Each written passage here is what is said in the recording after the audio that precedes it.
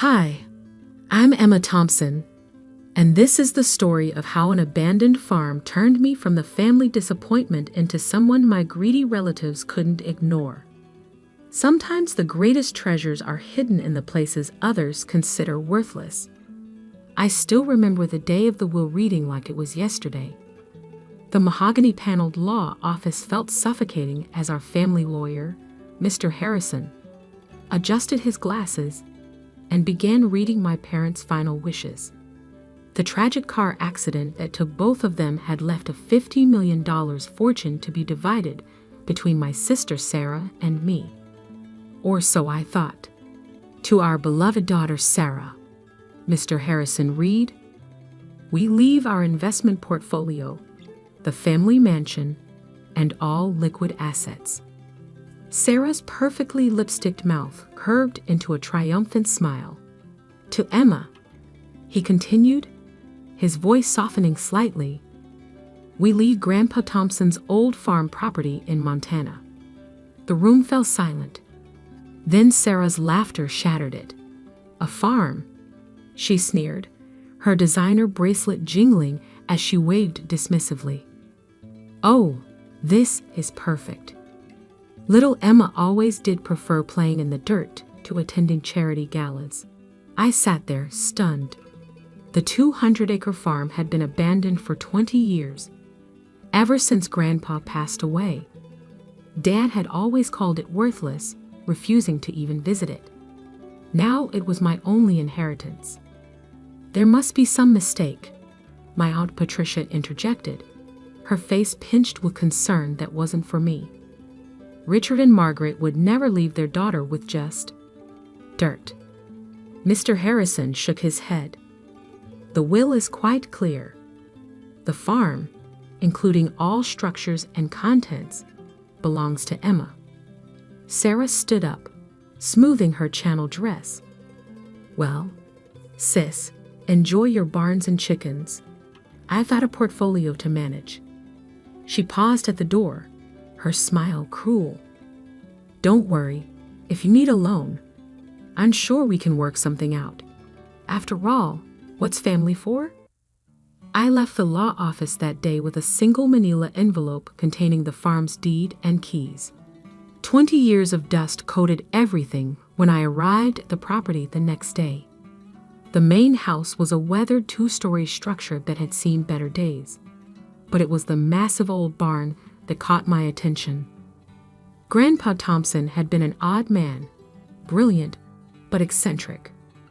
He'd made his fortune in mining engineering before retiring to this farm, where he spent his last years tinkering in that barn. Dad always said the old man had lost his mind, wasting his genius on a worthless piece of land. The barn door groaned as I pushed it open. Sunlight filtered through gaps in the wooden walls, illuminating decades of cobwebs. Old farming equipment sat rusting in corners. But something felt off about the space. The dimensions didn't quite match the exterior. I remember following Grandpa here as a child, watching him disappear for hours behind a hidden door. "Our little secret," he'd whisper, winking. After his death, no one could find that door. Dad searched briefly before declaring it another of his father's delusions. But I remembered. 3 taps on the north wall, then pushed the 4th board from the bottom. My hands trembled as I followed the long-forgotten pattern. Click. A section of wall swung inward, revealing a staircase descending into darkness. My phone's flashlight illuminated the way down to a massive underground room. What I saw inside made my heart stop. Covering the walls were detailed geological surveys, mining charts, and chemical analyses. In the center sat a sophisticated testing lab, preserved under dust covers. But it was the safe in the corner that changed everything. The combination was my birthday. Grandpa never forgot it, even in his final days. Inside, I found a leather-bound journal and a USB drive. The journal's first page read, "To Emma, the only one who ever bothered to listen." As I read through his meticulous notes, tears filled my eyes. Grandpa hadn't lost his mind. He'd made a discovery that would reshape the entire mining industry. The worthless farm sat on top of one of the largest rare earth element deposits in North America. He developed a revolutionary extraction process that was both efficient and environmentally friendly. The USB drive contained detailed patents, already filed, but never activated. Grandpa had been waiting for the right moment, and the right person, to bring his discovery to life. My hands shook as I realized what this meant. The farm wasn't worthless. It was worth billions. But I knew that if my family found out, they'd try to take it from me. Sarah would hire the best lawyers, claim I wasn't competent to handle such a discovery. I needed to move carefully, protect myself before anyone realized what Grandpa had left me. I spent that night in the old house, reading through every page of his journal. In the morning, I made 3 calls to a patent lawyer, a mining engineer, and an investment banker I'd befriended during my own quiet years working in finance, a career my family had dismissed as modest. "Keep this absolutely confidential," I told each of them. "I'm about to show you something that will change everything." Over the next 6 months, I worked in secret. While Sarah posted photos of her luxury vacations and charity galas, I assembled a team of the industry's best minds. The old barn became our command center, its hidden lab modernized with cutting-edge equipment. "These patents are revolutionary," Dr. Chen, our lead engineer, explained during one late-night session. "Your grandfather's extraction process could make rare earth mining both profitable and environmentally sustainable. Do you realize what this means?" I did. With the growing demand for rare earth elements in everything from smartphones to electric vehicles, we were sitting on a gold mine. Literally and figuratively. We'd incorporated Thompson Sustainable Resources quietly through a series of shell companies. I used my savings from years of careful investing to fund initial operations. Every step was calculated to keep my family in the dark. Then came Sarah's wedding, a lavish affair at the family mansion. I almost didn't attend, but I knew my absence would raise questions. "Oh, Emma," Sarah exclaimed with false warmth when I arrived. "How's farming going?" Her new husband, a hedge fund manager, snickered. "It's quite educational," I replied mildly. "Actually, I've been meaning to ask, how's the tech sector of your portfolio performing?" Sarah's smile faltered slightly. "Why? Just curious. I heard rare earth element shortages are causing problems for manufacturers. Must be affecting stock prices." "I haven't checked recently," she admitted, clearly uncomfortable with her lack of knowledge. "You should look into it," I suggested, hiding my smile behind a champagne glass. The next morning, while Sarah jetted off to her honeymoon in the Maldives, we broke ground on our first extraction facility. By the time she returned 3 weeks later, Thompson Sustainable Resources had already secured contracts with 3 major tech manufacturers. The story broke in the Wall Street Journal. Revolutionary mining company disrupts rare earth market. My phone exploded with calls from family members as our company's value soared past $1 billion in its first public trading day. "Emma," Sarah's voice was shrill when she finally reached me. "Why didn't you tell us? We're family." "Are we?" I asked quietly. I thought I was just the girl who got dirt for her inheritance. The next few weeks were chaos. Sarah and Aunt Patricia tried to claim that Grandpa's patents should have been part of the family estate. Their lawyers argued that I had concealed valuable assets. But Grandpa had planned everything perfectly. His will explicitly stated that halal contents of the farm, including any intellectual property developed there, belonged to me. The hidden lab's existence proved he developed everything on the farm property. The final showdown came at an emergency family meeting called by Aunt Patricia. They all sat around the massive dining table in the mansion, the same table where they'd once mocked my modest career choices. "You have to understand," Sarah pleaded, her designer bracelets clinking nervously. "Dad would have wanted the family to share in this." I pulled out Grandpa's journal, opening to a marked page. "Dear Emma," I read aloud, "I'm leaving you this farm because you're the only one who saw its value beyond dollar signs. Your father and sister chase wealth, but you chased knowledge. That's why you'll succeed where they failed." The room fell silent. "You know what the difference is between us, Sarah?" I continued, closing the journal. "When you got the family fortune, I congratulated you. When I built something of my own, you tried to take it. We can work something out," she began, but I cut her off. "Actually, we can't. But I will give you some free advice. Invest in sustainable technology. Thompson Sustainable Resources is about to announce a major expansion." As I walked out of the mansion, Aunt Patricia called after me. "Your parents would be ashamed of how selfish you're being." I turned back one last time. "No, they'd be ashamed. They never saw what Grandpa saw in me. But that's their loss. Just like this company is your loss." Today, Thompson Sustainable Resources is valued at $12 billion. We're revolutionizing the mining industry while protecting the environment. The old farm has become a state-of-the-art research facility, though I kept the barn exactly as Grandpa left it, secret room and all. Sarah still tries to reconcile occasionally, usually when she needs something. Last month, she called about investing in our latest venture. I had my assistant direct her to our public investor relations line. The family mansion was recently put up for sale. Sarah's risky investments and lavish lifestyle had finally caught up with her. I bought it through a shell company and turned it into a science education center for underprivileged kids. Yesterday, I received an invitation to speak at my old high school's graduation ceremony. The topic?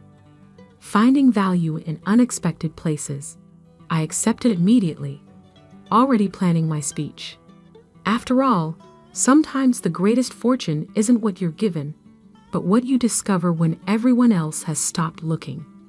As for the old farm, I still live in Grandpa's house, though I've renovated it thoughtfully. Every morning, I walk to the barn and tap that secret panel, remembering the man who saw past appearances to true value, both in the land and in me.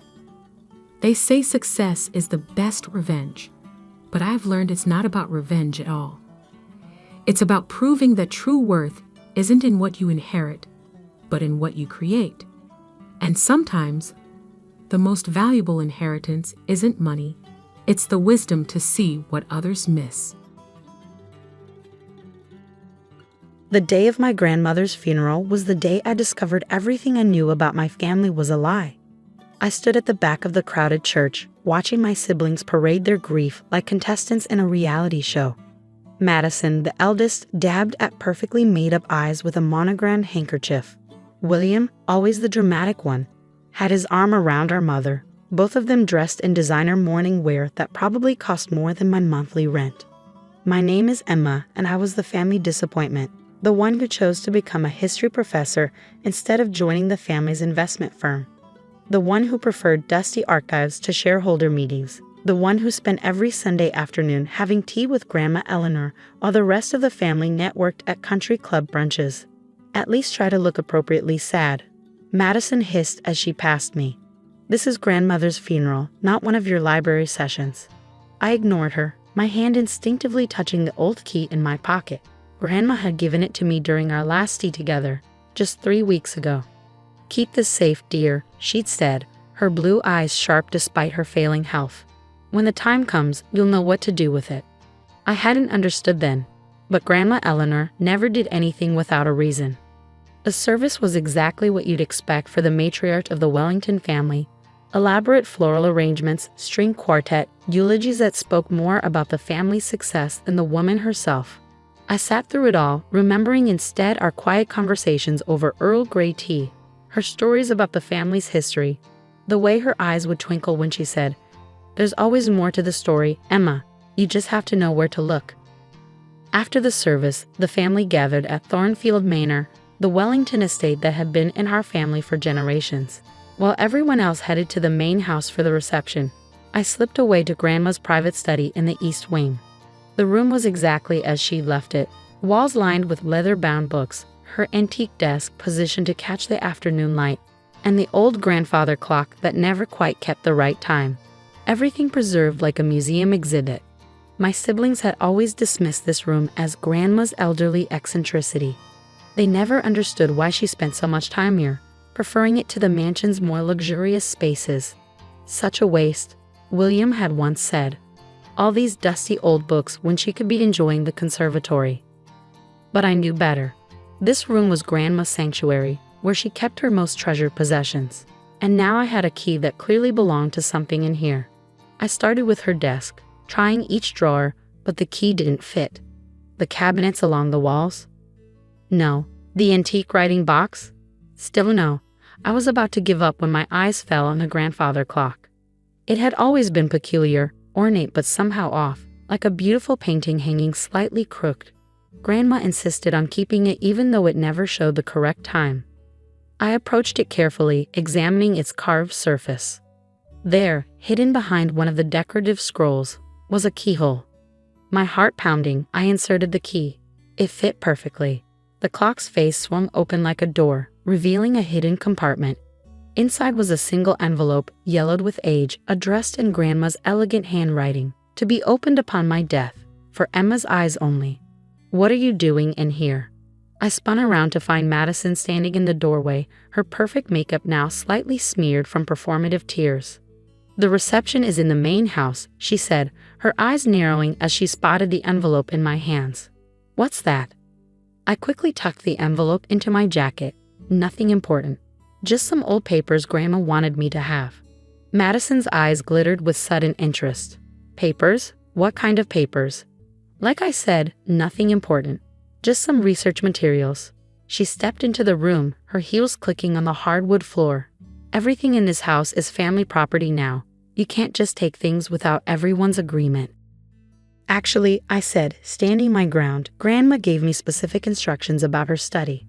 Madison's laugh was cold. "Of course she did. She always did have a soft spot for you, though God knows why. Playing tea party with her every weekend while the rest of us were building actual careers.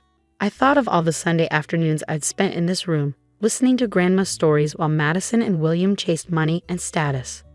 Who really knew Grandma Eleanor better? "The reception's starting," I said, moving toward the door. "We should join the others." Madison grabbed my arm as I passed. "Whatever you found, it belongs to all of us. Don't think you can hide it." I pulled away from her grip. "Some things, Madison, aren't about money." I left her standing in the study, her face flushed with anger and suspicion. Making my way through the mansion's corridors, I could hear the murmur of voices from the main hall. Lawyers, family members, business associates, all gathering to discuss the distribution of Grandma Eleanor's estate. Finding a quiet corner in the mansion's library, I finally opened the envelope. Inside was a letter, written in Grandma's distinctive hand, and a small USB drive. "My dearest Emma," the letter began, "if you're reading this, then I'm gone, and you've solved my first puzzle. There was never any doubt in my mind that you would. You always did understand that the most valuable things in life aren't always on display." I continued reading, my hands beginning to shake as the truth unfolded on the pages before me. The Wellington family fortune, it turned out, wasn't quite what everyone believed. The investment firm that bore our name, the source of the family's pride and prestige, was built on a foundation of carefully constructed lies. Your grandfather, Grandma wrote, wasn't the financial genius everyone thinks he was. The true architect of the Wellington Empire was my father, Thomas Blackwood. Your grandfather stole everything from him, his investments, his patents, even his market predictions. Then he used his connections to ruin my father's reputation, ensuring no one would believe him. My mind raced back to all the family stories about Grandfather Wellington's brilliant market insights, his almost magical ability to predict trends. They were all lies. I married your grandfather, the letter continued, not knowing what he'd done. By the time I discovered the truth, it was too late. He had already established himself as a titan of industry. But I never forgot, and I never forgave. Over the years, I gathered evidence, documents, recordings, proof of the original theft and subsequent cover-up. It's all here, on this drive. I stared at the small USB drive in my hand, understanding now why Grandma had insisted I studied business history alongside my other subjects. She had been preparing me for this moment. The Wellington Investment Group's legacy is built on stolen ideas. Emma, your siblings, your cousins, everyone who's grown rich and arrogant from this wealth. They're profiting from a crime they don't even know about. But now you know the truth, and with it comes a choice. A choice. I could almost hear Grandma's voice, calm and clear, laying out my options. You can reveal everything, return the company to its rightful owners, the remaining Blackwood heirs. Or you can keep the secret, let the lies continue. The evidence is yours now. Use it wisely. The letter ended with a series of numbers, account access codes, I realized. Accounts only Grandma knew about, containing what she called her insurance policy. I sat there in the library, the weight of the truth heavy in my hands, while outside the reception continued, my family celebrating their inheritance, unaware that their entire world was about to change. The sound of footsteps made me quickly fold the letter. Madison appeared in the doorway, William right behind her. Found you, Madison said, her voice honey-sweet but her eyes hard. Father's asking for you. The lawyers want to start reviewing the will. I stood up, tucking a letter and USB drive safely away. Of course. Wouldn't want to keep everyone waiting. As I followed them to the main hall, I could feel the USB drive pressing against my side, burning with secrets that could destroy everything my family thought they knew. The lawyers were setting up at the grand table in the dining room, laying out documents with practiced efficiency. My father sat at the head of the table, already discussing potential changes to the company structure with his advisors. If they only knew. I took my seat, watching my family gather like vultures around what they'd assumed would be a straightforward inheritance. Madison kept glancing at me, clearly still suspicious about what I found in Grandma's study. William was already arguing with a cousin about who would get Grandma's vacation house in the Hamptons. None of them had any idea that I now held the power to unravel their entire world. As the lawyers began to speak, I thought about Grandma's final message. The choice she'd given me wasn't just about exposing the truth. It was about justice, about right and wrong, about the kind of person I wanted to be. Looking around at my family's eager faces, I made my decision. The next few hours would change everything, and I was ready. The game was about to begin. The reading of the will began exactly as I expected. Shares in the company, properties, art collections, all divided among my siblings and cousins. I sat quietly, watching their satisfied smiles grow with each bequest. Then came the surprise. To my granddaughter Emma, the lawyer read, adjusting his glasses, I leave the contents of my private study, including all documents, books, and digital records contained therein. Additionally, I leave her my personal shares in Wellington Investment Group, comprising 30% of the company's voting rights. The room erupted in chaos. That's impossible. Madison stood up so fast her chair toppled backward. Emma doesn't know anything about running a company. William's face had turned an interesting shade of red. She's a professor, for God's sake. She can't possibly handle that level of responsibility. My father raised his hand for silence, his face tight with controlled anger. There must be some mistake. Eleanor knew Emma has no experience in finance. The lawyer simply adjusted his glasses again. The will is quite clear and legally binding. Miss Wellington now holds the largest individual share of voting rights in the company. I finally spoke up. Actually, there's more you all need to know.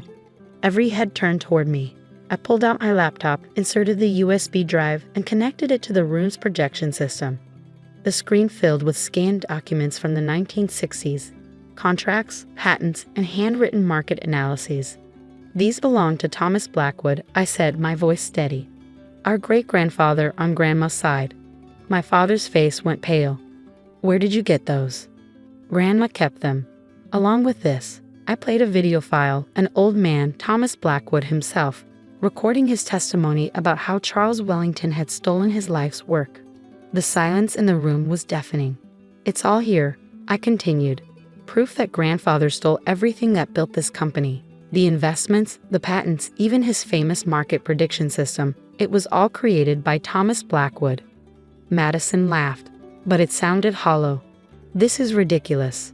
You're making this up because you're jealous of our success. Am I? I pulled out my phone. Should I call the Wall Street Journal? I'm sure they'd be interested in how the great Wellington fortune was actually built on theft and fraud.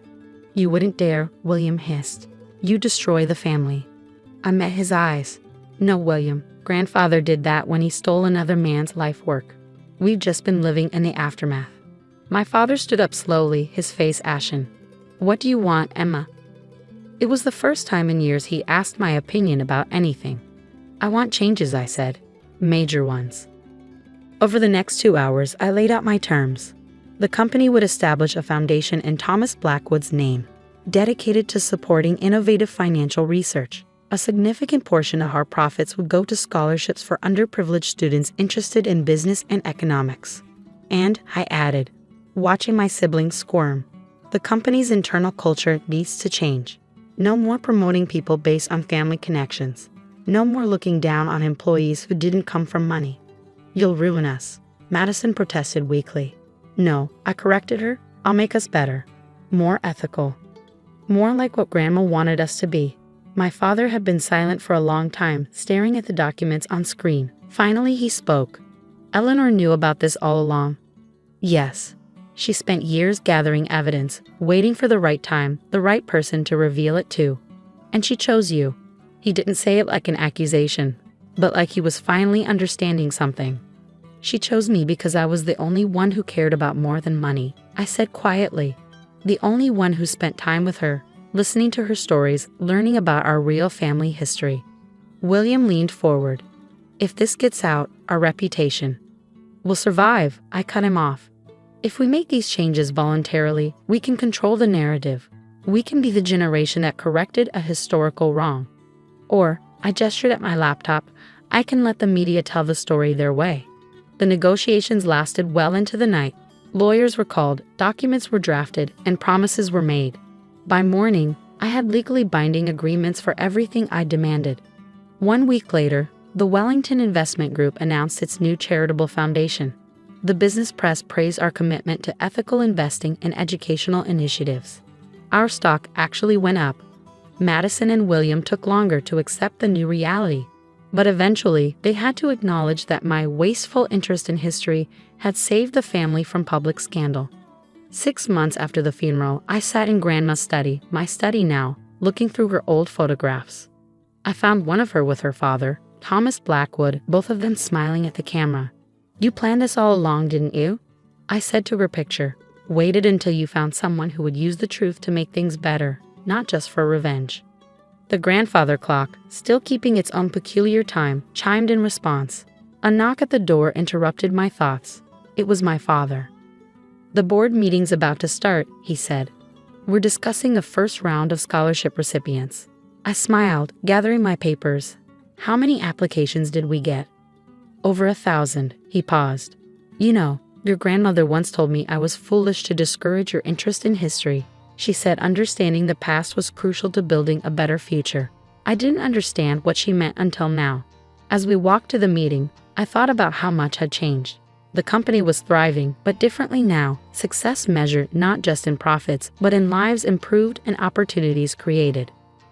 Madison had started working with the foundation, discovering she had a talent for identifying promising students from disadvantaged backgrounds. William, surprisingly, had thrown himself into researching sustainable investment strategies. The old Wellington arrogance was fading, replaced by something better, a legacy we could actually be proud of. Last week, I received a letter from a young woman, one of our first scholarship recipients. You've changed my life, she wrote. Someday, I hope I can do the same for someone else. I pinned her letter next to Grandma's photograph. This, I knew, was exactly what Grandma Eleanor had wanted. her family's wealth finally being used to open doors instead of building walls. The grandfather clock in my study still doesn't keep proper time, but I've come to appreciate its peculiar rhythm, just as I've come to appreciate that sometimes the most valuable inheritance isn't money or power, but the courage to right old wrongs. Grandma Eleanor had given me more than just evidence of past crimes. She'd given me the chance to reshape our family's future, and as I sit in board meetings, watching my family learn to measure success in more than just dollars, I know she'd be proud. Sometimes the greatest act of love isn't protecting family secrets, it's trusting someone to expose them in just the right way, at just the right time, to heal wounds that are generations old. The Wellington name still stands for wealth and success, but now it also stands for something more: integrity, opportunity, and the understanding that true legacy isn't about preserving power, but about using it to make the world a little better than we found it. As for me, I still teach history, but now I also chair our family's foundation. Every Sunday afternoon, I have tea in my study, using Grandma's old service. And sometimes, when the light hits just right and the grandfather clock chimes its odd rhythm, I could swear I see her smiling, knowing her final gift to the family wasn't the truth about our past, but the chance to build a better future. The grandfather clock might not keep perfect time, but it did something more important. It helped time move forward in exactly the way it needed to, revealing its secrets at precisely the right moment to change everything. And in the end, isn't that what time is really for? I always knew my family's love came with conditions, but I never expected those conditions to revolve around a small restaurant on the corner of Maple and Fifth. My name is Olivia, and at 28, I traded my prestigious position at a multinational investment firm for a tiny bistro that most people walked past without a second glance. To understand why, you need to know about my grandmother's kitchen. Nana Rosa wasn't just a cook, she was an artist. Every Sunday, she transformed simple ingredients into masterpieces that made grown men cry. I spent my childhood perched on a stool in her kitchen, watching her hands dance over pots and pans, learning secrets passed down through generations. Cooking isn't just about food, tesoro, she would say, her Italian accent thick with emotion. It's about love, about making memories that last longer than any meal. When she passed away, she left me her recipes, hundreds of them, written in her flowing script, along with a letter that changed my life. Olivia, you have the gift. Don't waste it counting other people's money. My family didn't see it that way. A restaurant? My mother's voice dripped with disappointment when I announced my career change. We didn't send you to Harvard Business School to become a cook. We were sitting in the formal dining room of my parents' mansion, where they hosted elaborate dinner parties for Boston's elite. My father, CEO of one of the city's largest hotel chains, didn't even look up from his phone. This is just another of your phases, he dismissed. Remember when you wanted to be a photographer in high school? My sister Sophia, the golden child who followed perfectly in our father's footsteps, smirked from across the table. At least photography wouldn't have wasted your entire trust fund. They didn't know I'd already signed the lease, or that I'd spent the last 3 years secretly taking advanced culinary courses while working 60-hour weeks in finance, or that every spare moment was spent testing and perfecting Nana's recipes. I'm not asking for your permission, I said quietly. I'm telling you what I'm doing with my life. My father finally looked up, his expression cold. Then you're doing it without our support. Don't come crying to us when this little adventure fails. I didn't. Little Italy Bistro opened on a rainy Tuesday in October. It wasn't much, just 30 seats, a tiny kitchen, and walls painted the same shade of yellow as Nana's old kitchen. But it was mine. The first months were harder than I'd imagined. 18-hour days became normal. I was chef, manager, accountant, and sometimes dishwasher. My hands developed calluses where designer rings used to sit. But every time I served one of Nana's recipes and saw that look of pure joy on a customer's face, I knew I'd made the right choice. My family, however, turned it into their favorite joke. How's the little soup kitchen? Sophie would ask at mandatory family dinners, her diamond bracelet catching the light. Still serving dinner to all 10 of your customers? What they didn't know was that those 10 customers often included some of the most influential food critics in Boston, or that I'd started receiving invitations to exclusive culinary events under my restaurant's name. And they certainly didn't know about the email I received one morning that would change everything. Dear Ms. Sterling, we are pleased to invite you to join our distinguished panel of anonymous restaurant reviewers. The Michelin Guide, the most prestigious restaurant rating system in the world. They wanted me not just as a chef, but as one of their mysterious inspectors who determined which restaurants received the coveted Michelin stars.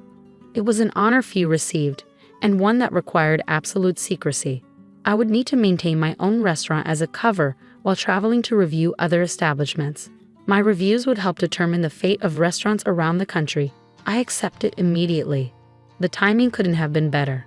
My father had just announced his company's latest acquisition, the historic Grand Palmer Hotel, known for its legendary 5-star restaurant. The same restaurant that had just lost its executive chef, and though my family didn't know it yet, was about to face its first Michelin inspection in years. The Palmer will be the crown jewel of our hospitality empire, my father boasted at our next family gathering. We're turning it into the most exclusive hotel in Boston.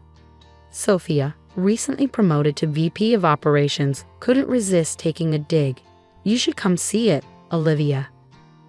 See how a real restaurant operates, not just your little pasta place.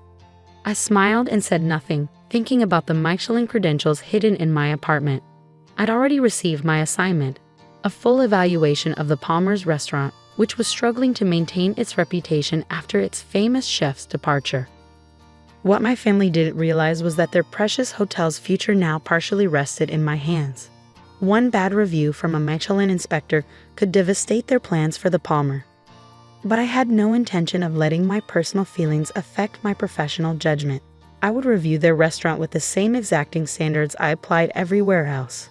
Whether they succeeded or failed would depend entirely on their own merit. Or so I thought. The next morning, I arrived at my bistro to find an unexpected visitor waiting. Marcus Bennett, my father's right-hand man, and the new manager of the Palmer, stood awkwardly by my door. Olivia, he said, looking uncomfortable in his bespoke suit amidst the early morning delivery trucks. We need to talk about your establishment. I unlocked the door, letting him into the still dark restaurant. The chairs were still up on tables, and the ovens were just warming up for morning bread baking. The Palmer is about to become Boston's premier luxury destination, he continued, wrinkling his nose at my modest surroundings. Having a place like this so close to our hotel, well, it could impact our image. I stared at him, realization dawning. Are you saying my restaurant is bad for your hotel's reputation? He smiled, pulling out a checkbook. Your father authorized me to make this go away quietly. Name your price.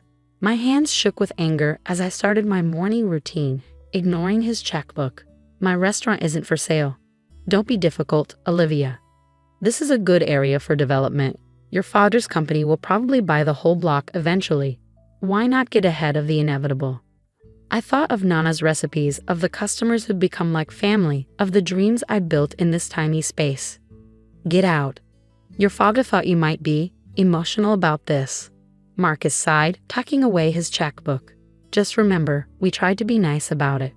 After he left, I sat in a quiet restaurant, my mind racing. They weren't just mocking my dreams anymore. They were actively trying to destroy them. What they didn't know was that I was about to conduct my first official Michelin inspection, and my father's precious Palmer Hotel was at the top of my list.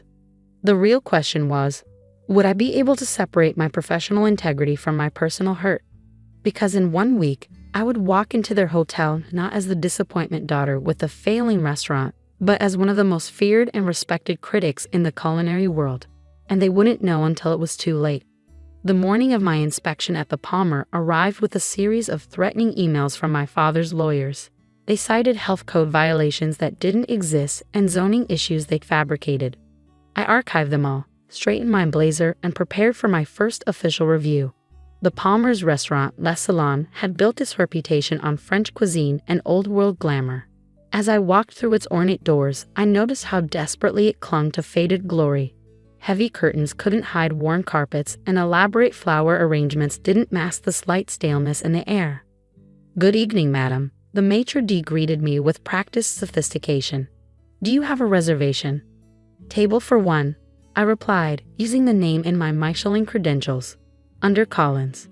He led me to a corner table, perfect for observing the entire restaurant, I recognized the manager Marcus, who tried to buy out my bistro, hovering anxiously near the kitchen doors.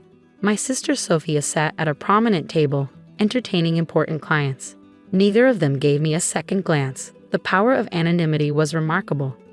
I began my evaluation methodically, the way I'd been trained. The bread basket arrived. The brioche was slightly stale. The wine list was extensive but predictable. The waitstaff moved with rehearsed elegance that felt more mechanical than genuine. Then came the food. The first course, a lobster bisque, was bland and lukewarm. The signature coq au vin tasted of shortcuts, stock cubes instead of house-made broth, wine that was too young and harsh. Every dish spoke of a kitchen that had lost its soul. "Is everything to your satisfaction?" Marcus asked, stopping by my table. The same man who sneered at my little pasta place now bowed and scraped before a customer he assumed was wealthy and influential. "The food is," I paused, choosing my words carefully, "interesting." His face tightened. They'd been expecting Michelin inspectors, I realized. Every influential-looking diner probably made them nervous. "Our new executive chef trained in Paris," he offered proudly. "Did he train to use instant stock?" I asked innocently. Marcus blanched. Nearby, I heard Sophia's distinctive laugh as she bragged to her guests about the hotel's excellence. I finished my meal and my detailed notes and asked to speak with the chef. A nervous young man appeared, his whites pristine but his eyes exhausted. "The coq au vin," I said softly. "It's not working, is it?" He glanced anxiously at Marcus before whispering, "They won't let me change anything. Every dish has to be exactly like before, but with cheaper ingredients, faster preparation times." I nodded, understanding completely. This was what happened when business people tried to reduce cuisine to profit margins. The next day, I submitted my review to Michelin. The Palmer would not be receiving any stars. But my work wasn't finished. That evening, my tiny bistro was full as usual when Marcus stormed in, waving a stack of papers. "These are citations for multiple violations," he announced loudly, trying to frighten my customers. "This establishment will be shut down immediately." I calmly walked out of the kitchen, still wearing my apron. "Those citations are fake, Marcus, just like your chef's credentials," he faltered. "What?" "I did some research after my dinner at Le Salon last night. Your new chef never trained in Paris. In fact, he barely trained at all." "Does my father know you hired your nephew and gave him fake credentials?" The color drained from his face. "Also," I continued, pulling out my phone, "I recorded our conversation last week when you tried to bribe me to close my restaurant. I wonder what the hotel board would think about that." "You wouldn't dare," he hissed. "Try to shut down my restaurant," I said quietly, "and everyone will know how the Palmer's management operates." He stormed out, but I knew it wasn't over. The next move would come from my father. It did, sooner than I expected. The following morning, my father walked into my bistro before opening hours. He looked oddly old in the warm morning light. "The Palmer lost its chance at a Michelin star," he said without preamble. "Did you know?" "Yes." The review was, he pulled out a paper, brutal. A once great restaurant reduced to mediocrity by corporate greed and mismanagement. They specifically mentioned the use of cheap ingredients and inexperienced staff. I continued prepping for the day, letting him talk. "It's strange," he said, watching me chop vegetables with professional precision. The reviewers seemed to know a lot about kitchen operations. They even mentioned the exact brand of stock cubes we use. I kept chopping. "You know what's even stranger? When I had our PR team research successful restaurants in the area, trying to understand where we went wrong, your little bistro kept coming up. Glowing reviews, lines out the door. Customers who rave about authentic Italian cuisine that reminds them of their grandmother's cooking." He picked up one of Nana's handwritten recipes that I have framed on the wall. "I remember Rose's cooking. I remember how you used to follow her around the kitchen." Finally, I looked at him. "Why are you here, Dad?" "The hotel board is furious. We invested millions in the Palmer, promising them a world-class restaurant. Now we're being called mediocre by Michelin. Maybe you should have focused on the food instead of the profit margins." His eyes narrowed.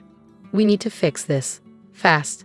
We need," he seemed to struggle with the words, "we need your help." I almost dropped my knife. "My help? Your restaurant works. Despite everything I thought, despite running it your way instead of the proper way, it works. We need that at the Palmer." So after trying to shut me down, After years of mockery, now he want my help. He had the grace to look ashamed. The board has offered you full control of Le Salon. Whatever changes you want to make, whatever staff you want to hire, no interference from management. I thought about it for a long moment, and my bistro stays exactly as it is. No more citations, no more pressure to sell. I wiped my hands on my apron. I'll need to see that in writing. And I have conditions. He nodded, relief visible on his face. First, Marcus is gone. Second, I hire my own team. Third, you and Sophia never make another comment about my little pasta place again. Done, he said quickly. Anything else? I smiled, reaching into my desk drawer.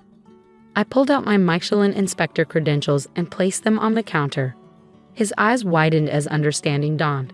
You were the reviewer? Yes. Turns out your disappointment daughter knows a bit more about the restaurant business than you thought. He stared at the credentials for a long moment. Why didn't you just tell us? Would you have believed me, or would you have seen it as another phase, another thing to dismiss? He had no answer for that. Over the next 6 months, I transformed Le Salon while keeping my bistro running. I hired passionate chefs who cared about cuisine, not credentials. We rebuilt the menu from scratch, focusing on quality and authenticity rather than pretense. Sophia stopped making snide comments after our reopening night, when every food critic in Boston raved about the restaurant's renaissance. My father started asking my opinion about other hotel restaurants in his chain, actually listening when I spoke about the importance of heart in cooking. 1 year later, Le Salon received its first Michelin star under my direction. The photo of my father hugging me at the announcement ceremony sits next to Nana's recipes on my wall. My bistro still opens every morning, serving Nana's dishes to loyal customers. But now my family understands that a small restaurant with a big heart isn't something to mock. It's something to cherish. Last week, I overheard Sophia telling someone, "My sister runs the best restaurants in Boston. Not little pasta place, not waste of time. The best restaurants." Sometimes success isn't about proving others wrong. Sometimes it's about staying true to what you love until others finally see its value. And sometimes the secret ingredient isn't in the recipe, it's in having the courage to cook up your own dreams, no matter what others say.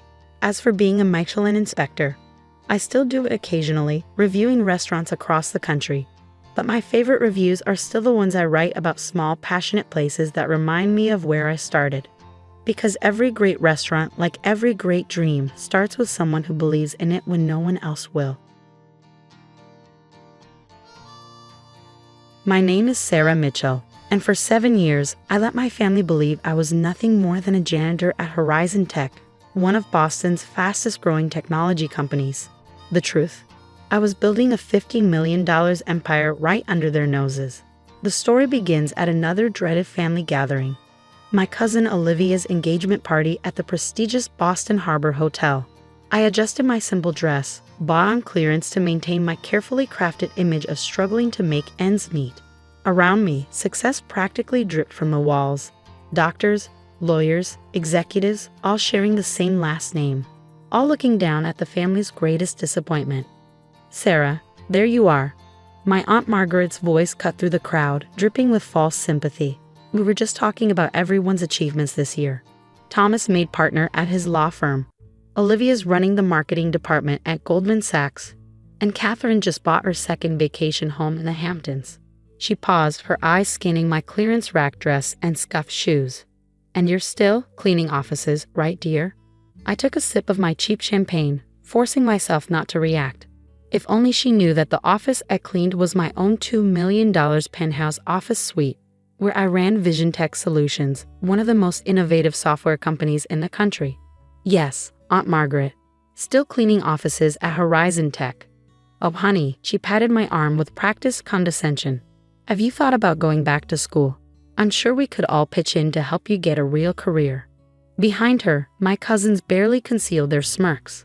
I thought about the contract I'd signed just that morning, a $15 million deal that would revolutionize supply chain management for half the Fortune 500 companies. But I just smiled and nodded. "Thanks, Aunt Margaret. I'll think about it." The truth was 7 years ago, I had made a choice that would change everything. After graduating with honors in computer science and business administration, I turned down a prestigious job offer from Google. My family was furious. "You're throwing your life away," my father had shouted. "All that education wasted." Instead, I took a small inheritance from my grandmother, the only person who ever truly believed in me, and started Vision Tech Solutions. But I knew my family. They would want to be involved, demand positions they weren't qualified for, try to control everything. So I made a decision. I created an alter ego, Alexandra Phoenix, the mysterious CEO of Vision Tech. Sarah Mitchell, the founder's real identity, became nothing more than a janitor at Horizon Tech, a company that, ironically, was now one of our biggest clients. "Sarah, come here." My mother's voice pulled me from my thoughts. She stood with a group of relatives, all wearing designer labels and subtle disdain. "Tell everyone what happened when you tried to apply for that receptionist position." I remembered the interview she was talking about. I had actually been meeting with Horizon Tech's CEO about acquiring their AI division, but I let them believe I had embarrassed myself trying to move up from janitorial work. "It didn't work out," I said simply. "Of course it didn't," my cousin Catherine sneered. "You need actual skills for that kind of position." I excused myself to the bathroom, needing a moment alone. In my purse, my phone buzzed with urgent messages about tomorrow's board meeting. We were about to announce our biggest acquisition yet, a $30 million deal that would double our company's value overnight. Looking in the mirror, I adjusted my deliberately cheap jewelry. The deception had started as a necessity, but now it had become almost like a social experiment. How long could I maintain this double life? How long before someone discovered that the mysterious Alexandra Phoenix, the woman revolutionizing the tech industry, was actually their poor cousin Sarah? My phone buzzed again.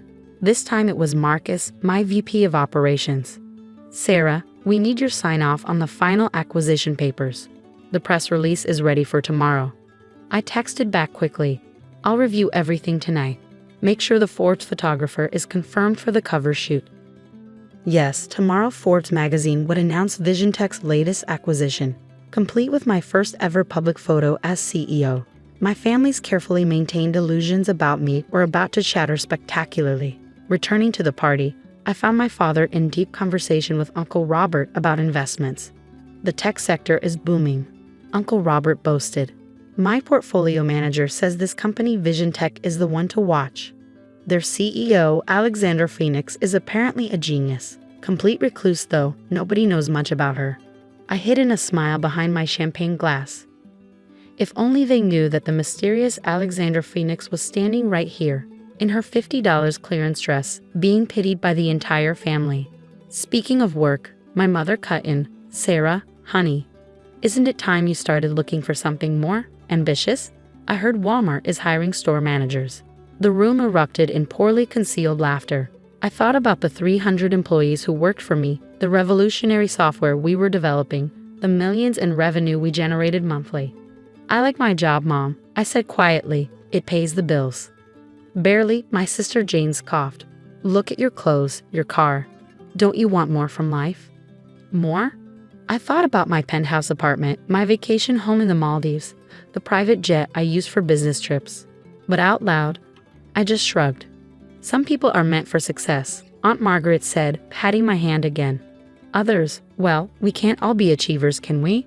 I checked my watch, knowing I had to leave early. Tomorrow's announcement would change everything, and I needed to review the final documents. "Leaving already?" Catherine called out as I headed for the door. "Hot date with a mop and bucket." I turned back one last time, taking in their smug faces, their certainty of their own superiority. Tomorrow, they would all learn the truth. Tomorrow, they would discover that the cousin they'd mocked for 7 years was actually one of the most successful CEOs in Boston. But tonight, I just smiled and said, "Something like that." As I drove home in my deliberately modest car, my Ferrari was safely parked in my private garage. I thought about how everything would change after tomorrow's Forbes announcement. The carefully constructed facade I'd maintained for 7 years was about to crumble. Part of me would miss the simplicity of being just Sarah, the janitor. But a bigger part of me couldn't wait to see their faces when they realized just how wrong they'd been about me all these years. Tomorrow couldn't come soon enough. The morning of the Forbes announcement, I arrived at VisionTech's headquarters early. My real office, not the janitorial closet my family thought I worked from, occupied the entire top floor of a gleaming skyscraper in downtown Boston. Floor-to-ceiling windows offered a panoramic view of the city I conquered in secret. "The photographer will be here in an hour," Marcus said, walking in with a stack of papers. "Are you ready for this? 7 years of anonymity ends today." I smoothed down my Tom Ford suit, no more clearance rack clothes, and nodded. "It's time. Is everything else prepared?" Press release is scheduled for 9 a.m. Forbes will go live with the article at the same time. The acquisition paperwork is signed and filed. And he grinned. "Your family's company-wide email addresses are all on the distribution list." I had specifically waited for this day to reveal myself. Not just because of the Forbes cover, but because today VisionTech would announce its acquisition of Horizon Tech, the very company my family thought I cleaned floors for.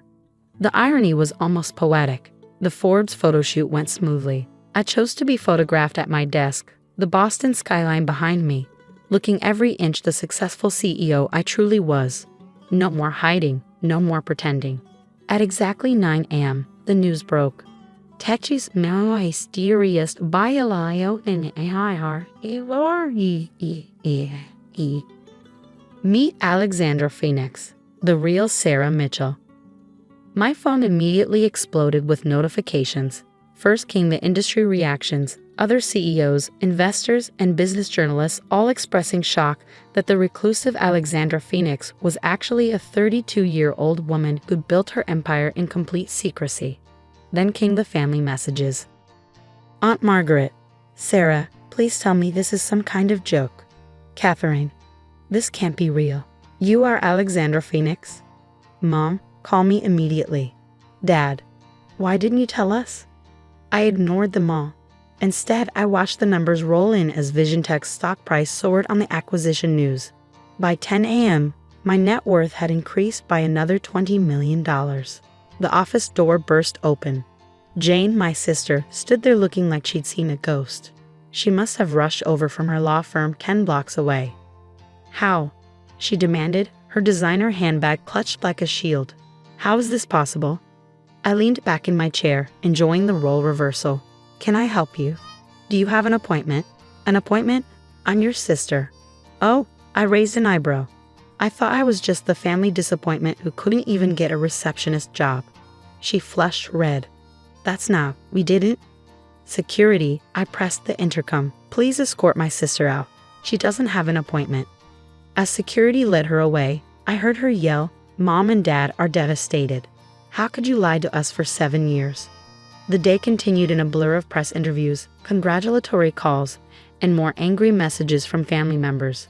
By afternoon, my parents had shown up at the lobby, demanding to see me. I had security bring them up. They entered my office looking shell-shocked, their eyes darting around the luxurious space that shattered their perception of their failed daughter. 7 years, my father said quietly. "You let us believe you were struggling, that you were." "A disappointment," I finished for him. "Yes, I did.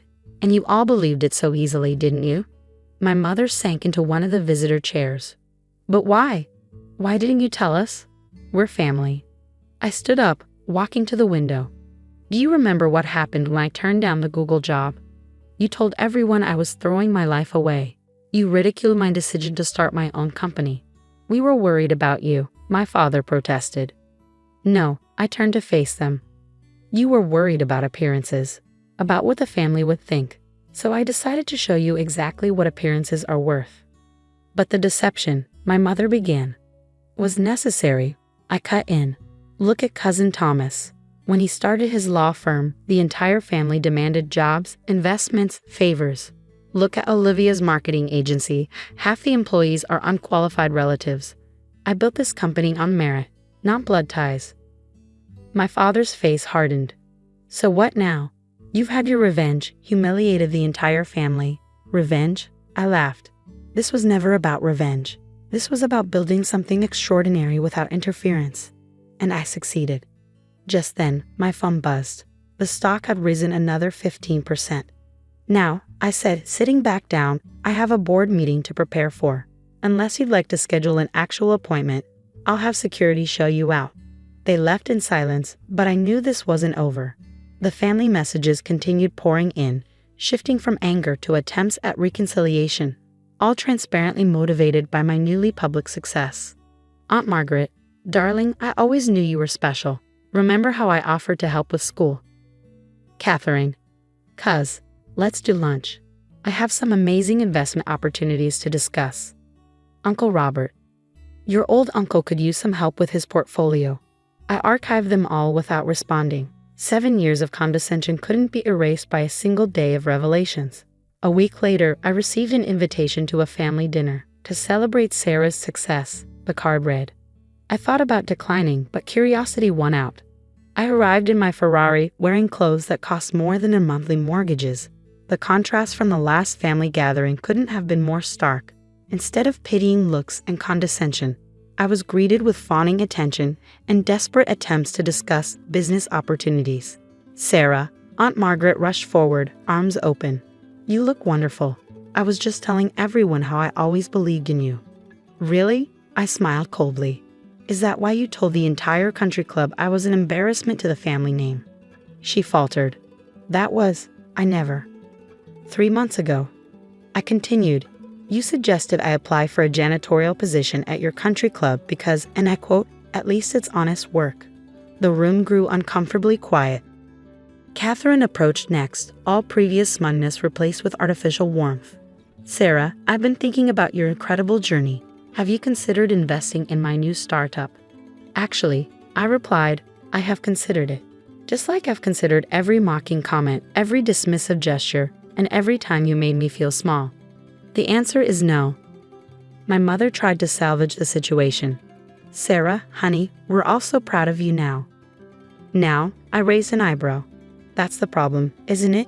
You're proud now that I'm successful, now that I'm in Forbes, now that I'm worth millions. But where was that pride when you thought I was struggling?" I looked around the room at their faces, some ashamed, others calculating, all realizing too late what they'd lost through years of judgment and condescension. "I built my company on principles of merit, innovation, and genuine value," I announced to the room. "Not on family obligations or misplaced loyalty. So no, I won't be investing in anyone's startups. I won't be handing out jobs or favors. The time to support me was 7 years ago, when you thought I had nothing to offer except a mop and bucket." I turned to leave, then paused. "Oh, and Catherine, the next time you want to mock someone's job, remember this. That janitor you laughed at now owns the building where you work. I'm doubling everyone's rent next month." The aftermath of my revelation reshaped our family dynamics forever. Some relatives tried desperately to maintain connections, hoping to benefit from my success. Others retreated in wounded pride, spreading rumors about how I'd changed, but I hadn't changed at all. I was the same person I'd always been, determined, capable, and worthy of respect. The only difference was that now they could no longer pretend otherwise. Vision Tech continued to grow. Within a year of the Forbes reveal, we'd expanded internationally, and our valuation had reached $500 million. I remained CEO, running the company with the same principles that had guided me from the start.